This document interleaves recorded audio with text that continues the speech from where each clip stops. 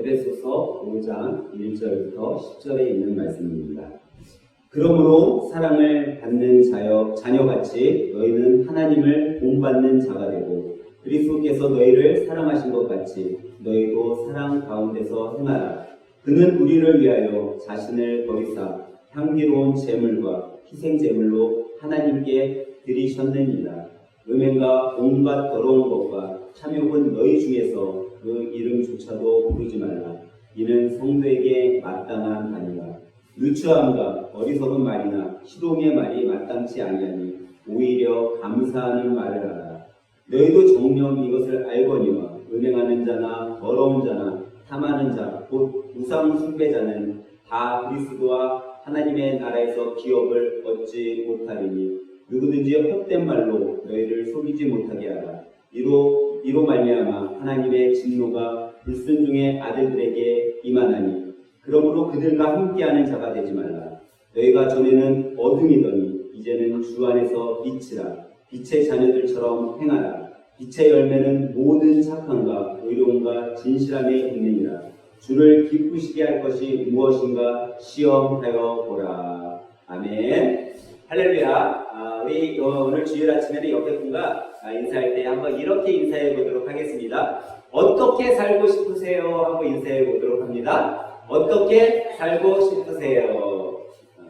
오늘 이 아침에 예배드리고 계시는 여러분과 저는 과연 여러분 어떻게 살고 싶으세요? 이 세상에 우리가 요즘에 120 시대라고 하는데 110岁 동안 살 때 아니면 100세가 넘도록 살 때 여러분 어떻게 살고 싶냐라는 거. 과연 나는 어떻게 살고 싶을까?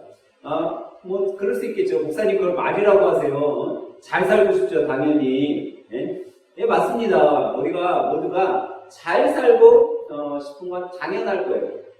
그런데 현대를 살아가는 대부분의 사람들이요, 잘 살기보다는 자신의 삶에 두려움을 갖고 산다라는 거예요. 여러분 또 어저께도 그런가? 어저께인가?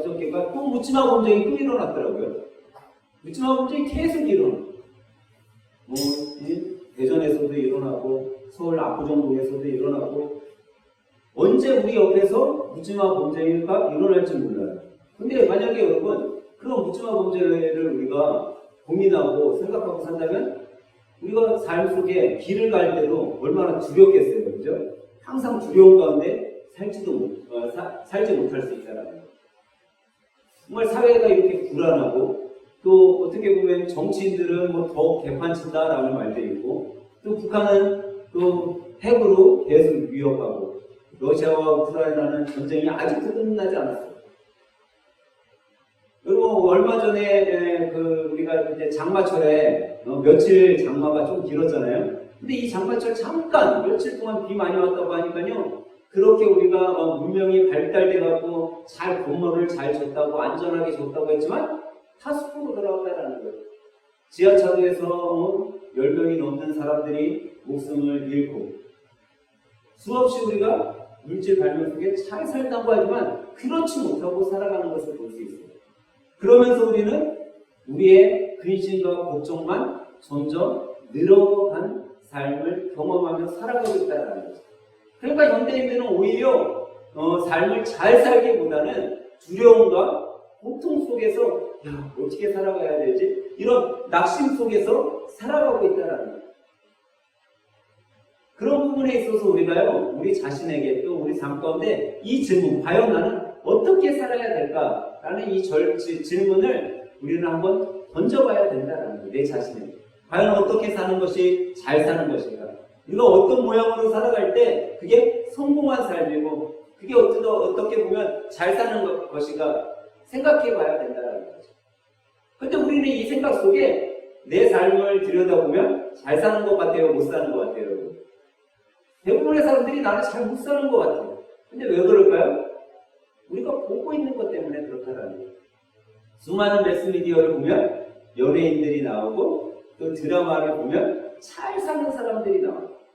근데 그 사람들 보니까 차도 몇 억짜리 차를 그냥 손쉽게 사고 몇백 평 되는 주택에 살고 이런 것들을 우리가 매스미디어를 통해서 보다 보니까 나는 그렇게 못 살고 있거든. 그런 사람들과 자기를 자꾸 비교하게 되는 거예요. 그러면서 그 사람들은 잘 사는 것 같고 나는 못 사는 것 같아요. 그런데 여러분, 과연 어떻게 사는 것이 진정으로 잘 사는 것인가를 우리가 한번 오늘 예배를 통해 생각해 봐야 된다는 거예요. 과연 크리스찬으로서 어떻게 사는 것이 잘 사는 것일까라는 질문을 우리 자신에게 한번 던져봐야 된다는 거예요. 그래서 오늘은요, 이 질문에 대한 몇 가지 답을 통해서 여러분과 함께 은혜를 나누고자 합니다. 첫 번째로 여러분과 제가 잘 사는 것은 어떤 것이냐면요, 빛 대신 하나님의 삶, 예수님의 삶을 본받으면서 살아가는 것이 잘 사는 거라는 거예요. 오늘 본문에 보니까 1절은 이렇게 말씀하고 있어요. 그러므로 사랑받는 자녀같이 너희는 하나님을 본받는 자가 되고 라고 얘기합니다. 누구를 본받는 자가 되라고요? 하나님을 본받는 자가 되라는 거예요. 분명 우리의 삶이 하나님의 삶, 예수님의 삶을 본받는 사람의 삶이 돼야 돼요. 오늘 본문 7절에 보면 이렇게 이야기하고 있어요. 너희가 전에는 어둠이더니 이제는 주 안에서 빛이라, 빛의 자녀들처럼 행하라 라고 얘기하고 있어요. 성경은 분명 하나님이 빛이라고 말씀하셔요. 예수 그리스도께서 세상의 빛이라고 얘기하고 있어요. 요한복음 8장 12절에 보면 예수께서 또 말씀하시되 이르시되 나는 세상의 빛이니 나를 따르는 자는 어둠에 다니지 아니하고 생명의 빛을 얻으리라 라고 말씀합니다. 그러니까 예수님의 자녀, 하나님의 자녀, 크리스찬이 우리는 어디에 따라 살아야 돼요? 빛 가운데 살아가야 된다는 거예요. 전에 예수님을 알지 못했을 때 하나님의 자녀가 아닐 때는 어디에 속해 있었어요? 어둠에 속해 있었다는 거예요. 여러분, 사건, 사고를 보면요, 낮에 일어나는 사고는요, 극히 드물어요. 모든 사고들이요, 대부분 다 밤에 일어나요.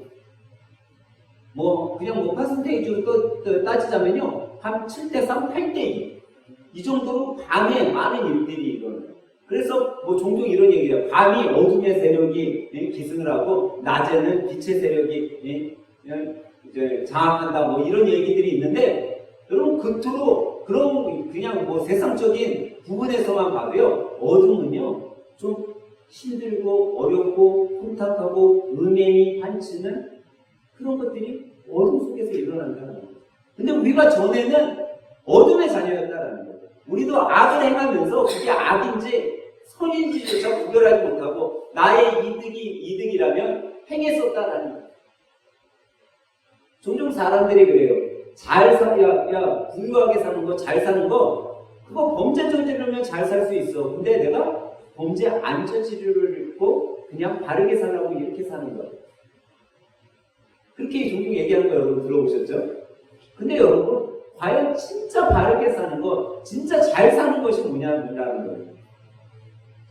모든 초점이 물질에 가 있으니까 우리가 꼭 못 사는 것처럼 생각돼요. 모든 초점이 우리가 뭔가 누리고 좋은 명품을 갖고 다니고 남들보다 좋은 전자제품을 갖고 다녀야 잘 사는 것으로 내가 판단의 기준을 거기다 두니까 내 삶이 잘 살아보지 않다라는 거예요. 그런데 우리는 예수님을 믿고 주의 자녀가 되는 순간, 빛의 자녀가 되는 순간 여러분과 저는요, 세상의 어떤 사람보다 잘 살고 있음을 여러분 믿으시기 바랍니다. 잘 사는 건요, 빛 가운데 사는 사람이 잘 사는 거라는 거예요. 빛 가운데 살아가는 사람이 잘 사는 거예요. 여러분, 빛하면 뭐가 생각됐어요? 빛하면 밝음, 화남이 생각되죠? 빛하면 성결한 것, 정결한 게 생각돼요. 빛하면요, 거룩한 것이 생각돼요. 그러니까 여러분과 제가 범죄하지 않고 거룩하게 산다는 거는요, 빛 가운데 살아가고 있다는 거예요. 그거 하나만으로도 여러분과 제가 잘 사는 거예요. 근데 이 빛 가운데 사는 사람들이 꼭 행해야 될 것을 성경은 이야기해 주는데 그것을 한 단어로 뭐라고 얘기하고 있냐면 성경은 사랑이라고 얘기해요. 그러니까 빛의 자녀들은 뭐 하면서 살아야 돼요? 사랑하면서 살아야 된다는 거예요. 근데요, 인간적인 사랑은요, 자기의 이득이 없어지잖아요. 그럼 어떻게 돼요? 단절돼요. 끊어져요.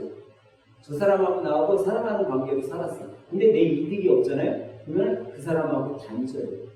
야, 나를만 얘는 이용해 먹으려고 해? 나한테 뜯어먹으려고 해? 저 못됐네. 하고 끊어진다는 거예요. 그렇기 때문에 여러분과 저는 인간적인 사랑이 아닌 영적 사랑이 더 필요하다는 거예요. 영적 사랑은 영원할 수밖에 없어요. 사랑은 어떤 사랑이냐면 생명까지도 아낌없이 줄 수 있는 사랑이 영적 사랑이라는 거죠. 그래서 예수님께서는 여러분과 저에게 그 영적 사랑으로 생명까지 아낌없이 내어주신 거예요.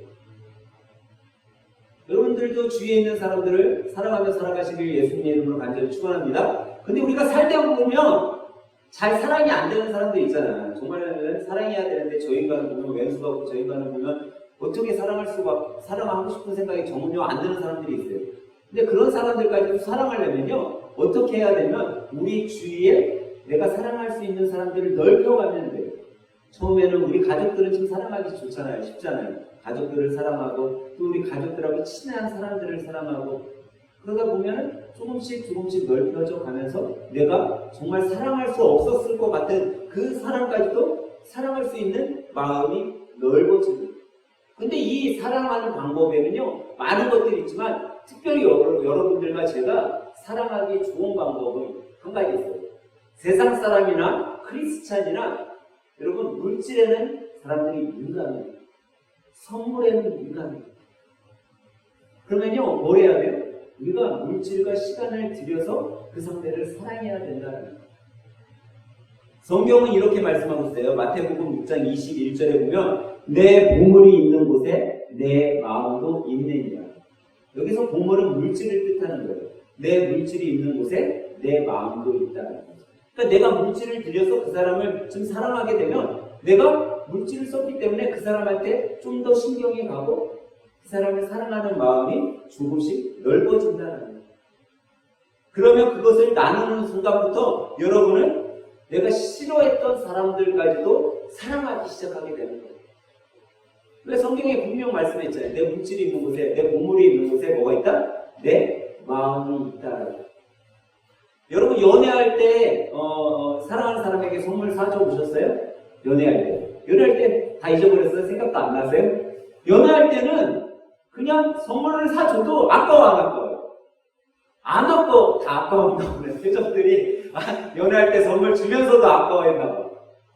연애할 때는요, 선물을 사갖고 줘도 아깝지가 않아요. 오히려 더 무슨 마음대로 조금 더 좋은 거 사줬으면, 내가 조금 더 좋은 거 사줄 수 있는 그런 사람이었으면 얼마나 좋을까. 그러면서 오히려 더 좋은 걸 못 사준 거에 대해 아쉬워해요. 근데 지금 한번 생각해 보라는 거예요. 아이들한테 뭐 사주는 거는 전혀 아깝지가 않아요. 우리 종원이한테, 우리 어종이한테 사주는 건 전혀 아깝지 않은데, 이거 내 남편한테 사주는 게 너무 아까워. 그러면 뭐예요? 사랑이 어떻게 된 거야? 식어진 거야. 아이들한테 선물해주는 것보다 내 남편한테 선물해주는 게 더 아깝지 않으면 뭐 한 거예요? 사랑이 전혀 안 식은 거예요. 오히려 자녀들한테는 좀 덜한 걸 선물해줘도 내 남편한테는 최고급, 제일 좋은 거 이런 걸 사주고 싶은 마음이 있으면 왼수가 아니라 사랑하는 사람입니다. 근데 내 자녀에게는 이것을 사줘도 좋고 저걸 사줘도 좋은데 이 사람한테 사주려고 바지 하나를 보면 좀 더 싼 거, 좀 더 여러 벌, 1+1 이런 거 고르면 그때서부터 뭐 한 거예요? 내가 지금 내 남편을 사랑하지 않고 있구나, 식어져가고 있구나. 내 아내에게 정말 명품, 연애할 때는 명품백 하나 사주기 위해 있는 힘을 다해 아르바이트를 하고 그랬는데 지금은 시장표 가방, 명품이라고 하는 이마트 노란 가방 하나도 가져다 줄 때 아까워한다면 여러분 한번 내 자신을 돌아봐야 된다. 과연 내가 저 사람을 사랑하며 살고 있는가? 그러는 순간 우리는 어떻게 돼요? 빛의 자녀에서 어둠의 자녀로 바뀌기 시작하는 거예요. 내 안에 사랑이, 내 삶에 사랑이 충만하면요, 어둠이 내 안에 들어오지 못합니다. 그런 사람이 바로 하나님을 본받은 사람들이라는 거예요. 예수님의 삶을 본받아서 살아가는 사람들이라는 거예요. 여러분 잘 살고 싶으세요? 그러면 예수님의 삶, 빛의 자녀로서의 삶을 살아가시길 예수님의 이름으로 간절히 축원합니다. 두 번째로 여러분과 제가 잘 사는 방법은 무엇이냐면요, 불의와 타협하지 않는 것. 오늘 본문 3절서부터 7절은요, 우리가 하지 말아야 될 것들에 대해 이야기해 주고 있어요. 특별히 3절에서 4절을 보면 이렇게 말씀하고 있어요. 우리 한번 3절, 4절 한번 한 목소리로 읽어볼까요? 3절, 4절 우리 한번 읽어보도록 하겠습니다. 앞에 모니터 보고서 한번 읽어보도록 합니다. 시작! 음행과 온갖 더러운 것과 탐욕은 너희 중에서 그 이름조차도 부리지 말라. 이는 성도에게 마땅한 말이라. 유치함과 어리석은 말이나 희롱의 말이 마땅치 아니하니 오히려 감사하는 말이라. 이 말씀은요 뭐냐면 우리가 죄악된 행실을 하지 말라라는 거죠. 아니 그보다 더 나아가서 우리 입에 그런 죄악된 것들을 말하지도 말라라는 거예요. 우리는 행실뿐 아니라 언어 속에서도 어둠의 사람들이 행하는 그런 말이 아닌, 그런 행실이 아닌 빛의 자녀로서 살아가야 될 행실과 말을 해야 된다는 거예요. 그래서 오늘 6절 말씀에 누구든지 헛된 말로 너희를 속이지 못하게 하라. 이로써 말미암아 하나님의 진노가 불순종의 아들에게 임하니라 라고 말씀하셨어요. 여러분 헛된 말, 나쁜 말, 악과 타협하는 말들을 하게 되면요 우리는 어떻게 돼요?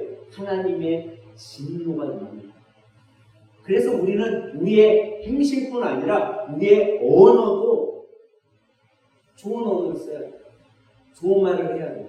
그래서 오늘 우리가 지금 방금 읽은 4절 말씀 맨 마지막에 뭐 하는 말을 하라고요? 감사하는 말을 하라라고 얘기해요. 참 감사하기가 힘들어요. 참 우리가 할 때. 이번에 우리가 수양에 가서 우리 현우 형제하고 저하고 이제 낚시를 하게 되었어요. 여러분 낚시할 때 낚시꾼들이 가장 기쁜 게 뭘까요? 네, 잘 잡히면 감사하고 좋잖아요. 너무 많이 잡히니까 어떻게 해요? 서비스로 주고 있어. 서비스가 뭔지 아세요, 여러분? 뭐 고기가 물고 지나가도 그냥 놔두는 거야, 그냥. 먹이 다 따먹도록 그냥 내밀어 두는 거예요.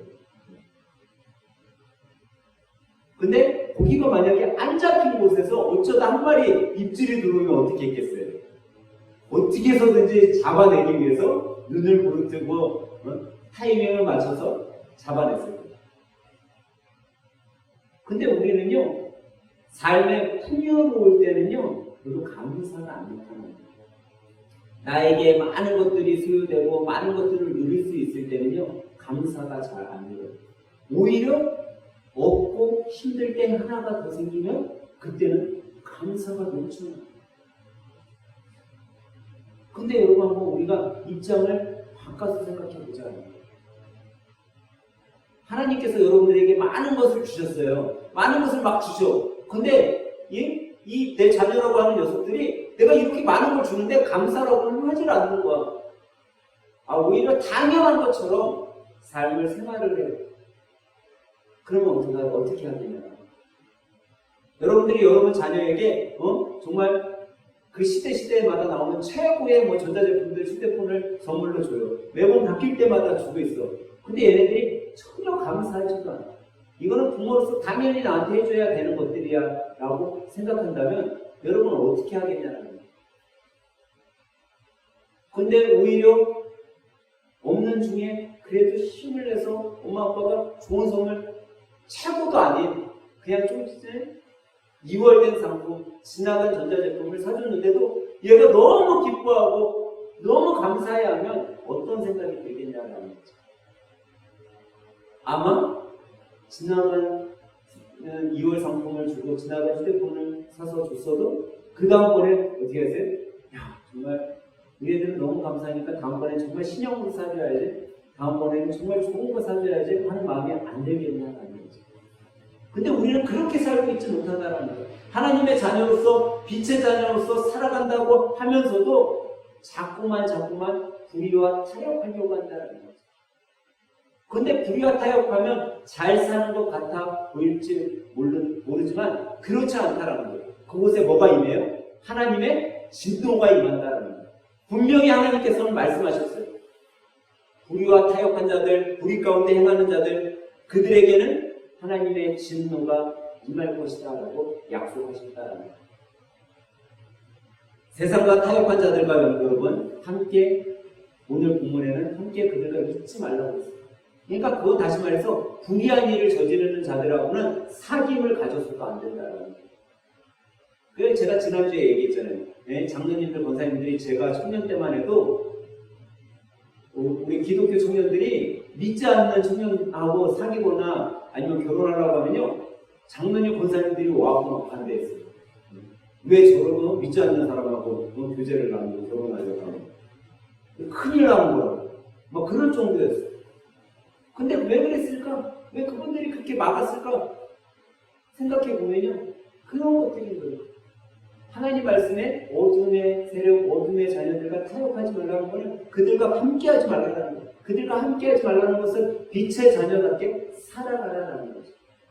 사랑하는 여러분, 오히려 감사의 말을 통해 빛의 자녀답게 살아가시길 주님의 이름으로 축원합니다. 우리가 말한 대로 되는 거예요. 말한 대로 열매 맺게 되는 거예요. 말한 대로 우리 삶이 변화되게 되는 거예요.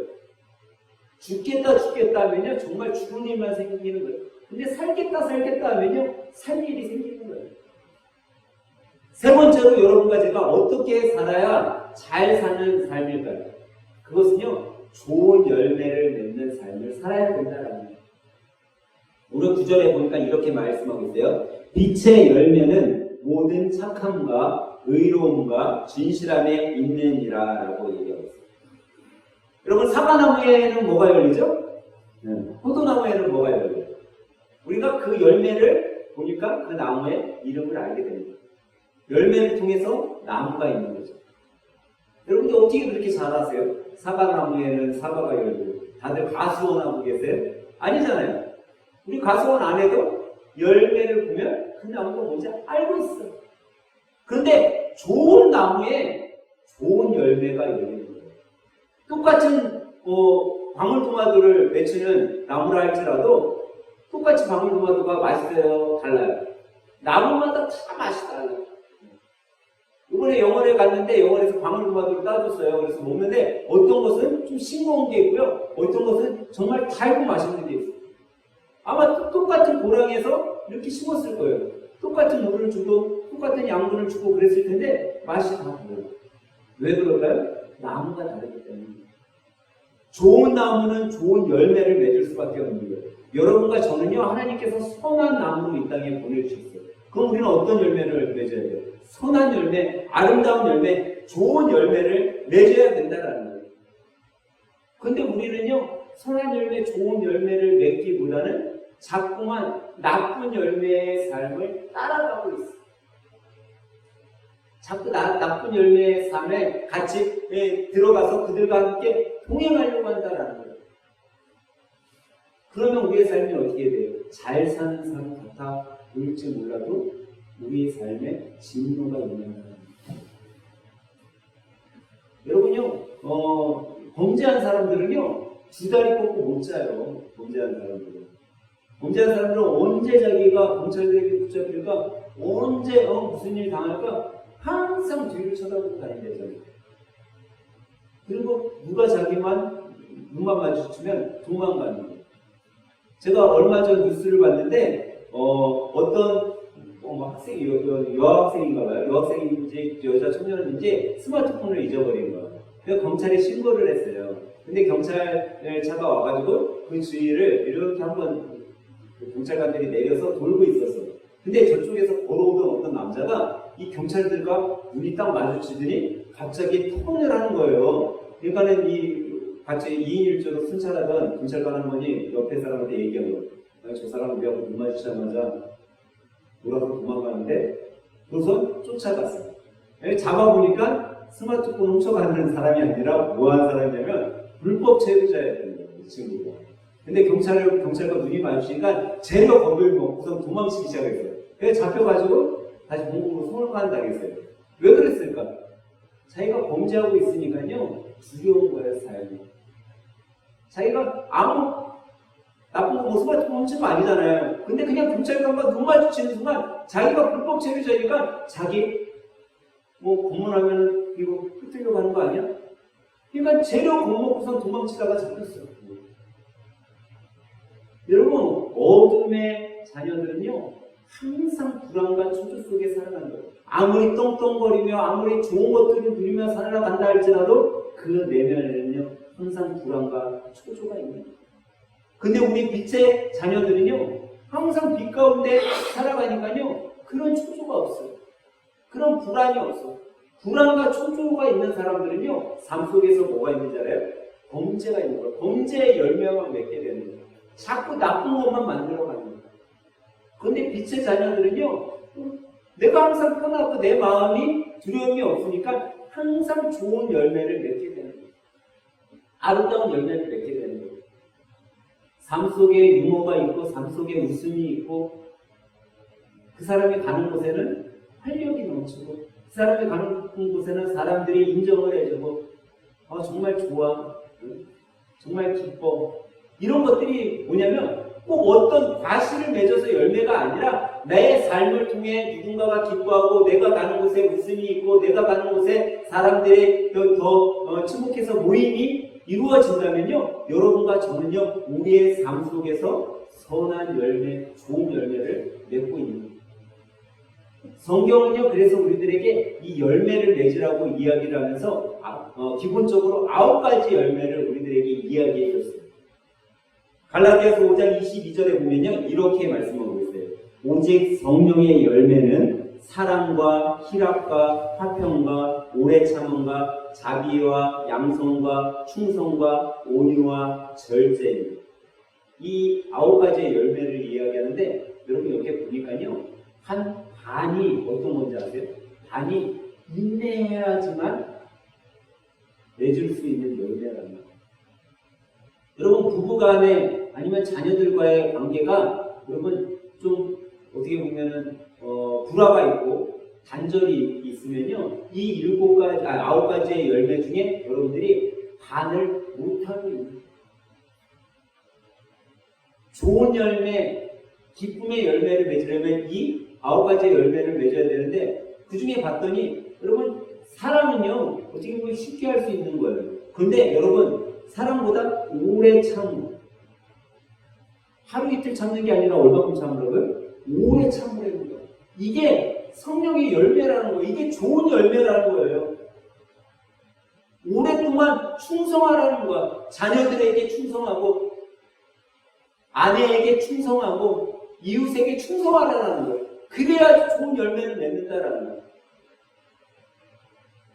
옛날 부모님들이 그랬어요. 야, 내가 젊었을 때도 이랬는데 내가 이렇게 늙어서도 또 일하냐? 너네들이 충성해야지. 근데 그렇지 않다는 거예요, 성경은. 하나님 나라 가는 그날까지 충성된 자로 살아가야 된다는 거예요. 절제하면서 살아가야 된다는 거예요. 여러분 세상에 자기가 쓰고 싶은 거 다 쓰고 누리고 싶은 거 다 누리고 살고 싶지 않은 사람이 어디 있겠어? 다 그렇게 살고 싶지. 그런데 우리는 빛의 자녀로서 절제할 것들을 절제해야 된다는 거예요. 왜 하나님께서 십계명이라는 너희들이 지켜야 될 계명을 그것도 하나님께서 천지 창조하시고 얼마 되지 않아 법으로 만들어 놓으셨겠냐는 거예요. 여러분 이 대한민국에 왜 법이 있겠냐라는 거예요. 그런 법을 잘 지킴 가운데 뭐가 있어요? 아름다운 열매, 정말 참된 열매를 맺을 수 있기 때문입니다. 저는 오늘 예배드리는 여러분과 제가 정말 빛의 자녀로서 아름다운 열매, 선한 열매를 맺기를 주님의 이름으로 간절히 부탁드립니다. 그 열매를 통해 여러분과 제가 어떤 나무인지를 세상 사람들도 하나님께서도 알게 된다는 거예요. 여러분과 제가 좋은 나무가 되려면 여러분 우리는 좋은 열매를 맺어야 돼요. 매일매일 삶 가운데 좋은 열매를 맺어야 돼요. 그래서 예수님과 같은 열매를 맺기 위해서 우리가 꼭 기억해야 될 게 있어요. 계시록 1장 3절에 보면 이 예언의 말씀을 읽는 자와 듣는 자들과 그 가운데 기록한 것을 지키는 자들이 복이 있나니 때가 가까우니라 라고 얘기했어요. 다시 말해서 우리가 좋은 열매를 맺기 위해서는요, 하나님께서 주신 이 말씀, 이 예언의 말씀을 듣고 그 가운데 행하고 지키는 자가 될 때 어떤 삶을 산다고요? 복된 삶을 산다는 거예요. 저는 하나님 말씀 잘 읽고 잘 지키고 정말 기도도 열심히 하고 있는데 제 삶은 왜 이 모양 이 꼴이죠? 왜 더 좋아지지 않죠? 저는 정말 하나님의 말씀대로 살아가려고 하고 있는데 왜 이렇게 이 세상에서의 삶이 너무나도 힘들죠? 라는 생각이 여러분 삶 속에 느껴진다면요, 여러분 한 번 더 내 삶을 돌아봐 보세요. 내가 정말 주님 앞에 전적으로 매달리고 있는지. 우리의 교회는 다 사업하시는 분들이 많잖아요. 사업하시는 분들, 그리고 저도 이제 직장 생활을 하고 있고 뭐 사업하시는 분들 많이 봐왔기 때문에 제가 선뜻 그런 설교를 잘 못해요. 근데 뭐 사람들이 많이 모이는 교회 목사님들 선뜻 그런 설교들을 쉽게 잘 하죠. 그게 뭐냐면, 여러분 주일날 문 닫으세요. 주일날 문 닫고 가게 문 닫고 한번 예배 드려보세요 라고 설교를 해요. 근데 우리의 실상 삶을 보면 그래도 주일날 이렇게 어려운데 주일날 문 닫으면 어떻게? 가게 문 닫으면 우리 생활이 안 될 것 같은데. 근데 우리가 그 사람들이 막 그렇게 설교해. 문 닫아보라고.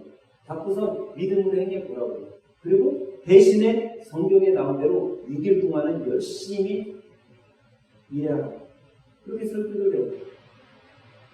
근데 크게 잘 안 되잖아요, 솔직히. 우리가 예수님을 믿고 살아간다고 하지만 그게 너무나도 안 돼요. 왜냐면 내가 지금 살아가는 우리 집이 영업하는 거는 토요일하고 주일날 일이 제일 잘 되는데, 제일 많이 걸리는데, 주일날 일거리가 제일 많이 들어오는데 어떻게 주일날 문을 닫아야 하느냐. 그러고 기도해요. 잘 되겠다. 근데 우리의 삶을 한번 우리가 명리로 돌아가야 된다.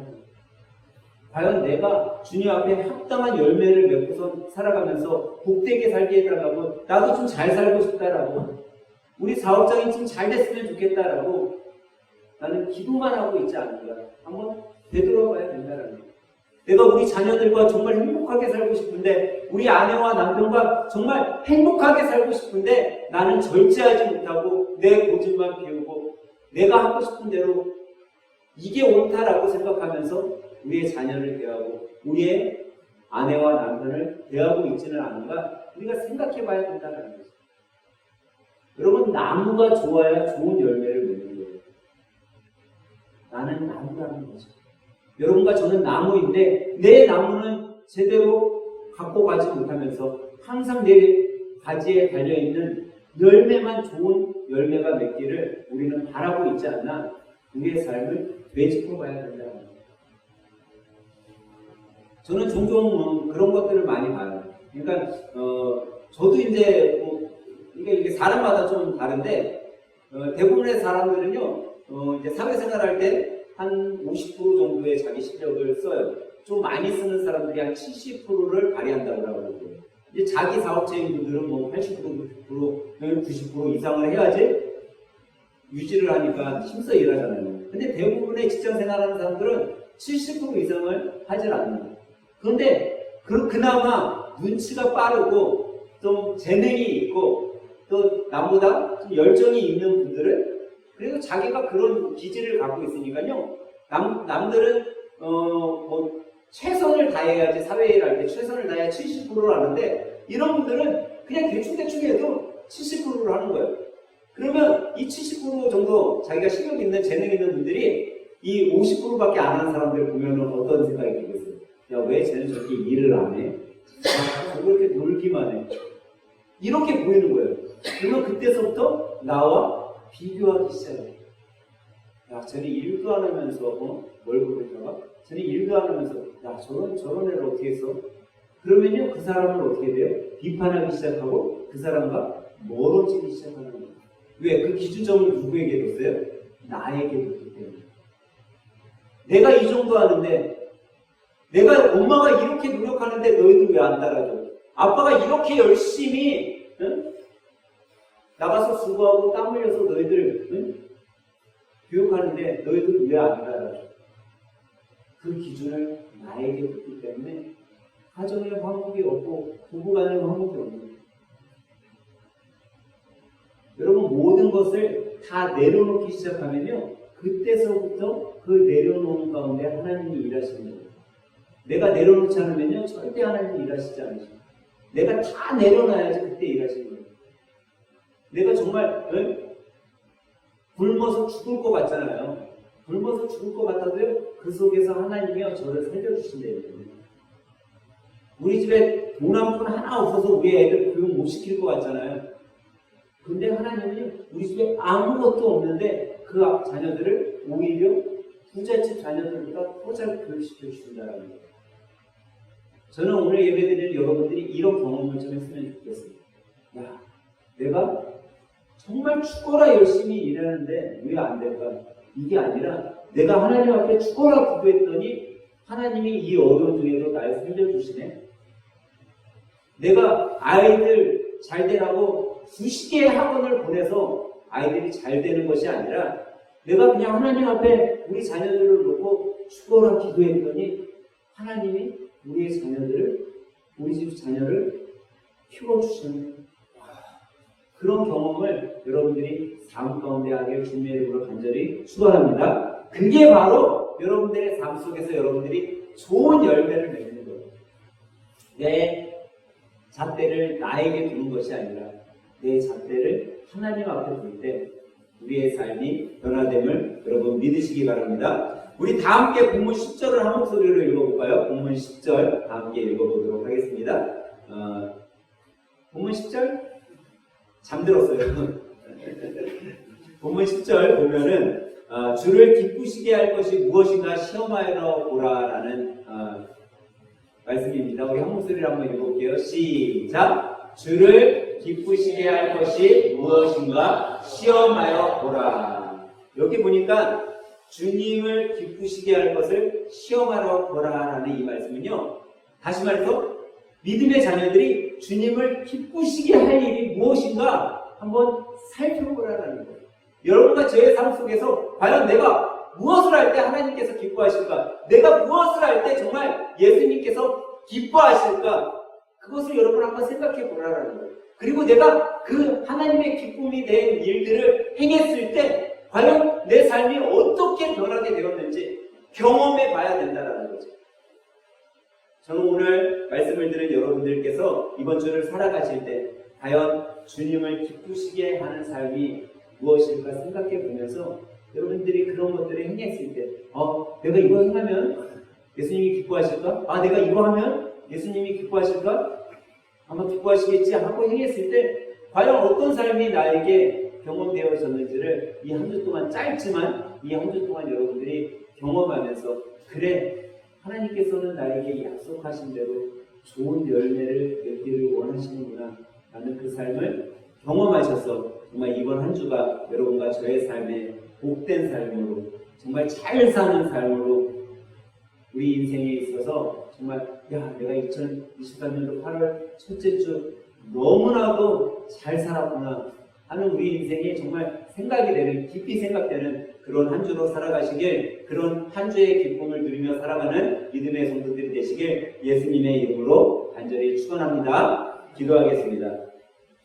사랑의 주님, 지금까지 잘 살고 싶어 너무나 세상의 것만 쫓았던 우리를 돌아보게 하시니 감사합니다. 정말 잘 사는 것은 세상이 아닌 주님 앞에 주님을 기쁘시게 하는 삶을 살면 이 세상에서의 잘 사는 삶은 저절로 이루어지는 것인데 그것을 몰라 세상에서 방황하며 살아간 것 같습니다. 예수님 빛의 자녀로 세상 것이 아닌 천국의 소망을 두고 빛의 자녀답게 정말 아름다운 열매를 맺음으로 주님을 기쁘시게 하는 우리 모두가 되게 인도하여 주시옵소서. 말씀으로 깨닫는 것을 한 주 동안 흥하며 정말 우리 입술에 감사가 넘치는 말들을 통해 잘 사는 인생을 주님께 보여드리는 아름다운 열매 맺는 삶을 살아가도록 성령님 동행하여 주시옵소서. 한 주간의 삶도 주님이 지켜주시기를 원하오며 예수님의 이름으로 기도합니다. 아멘.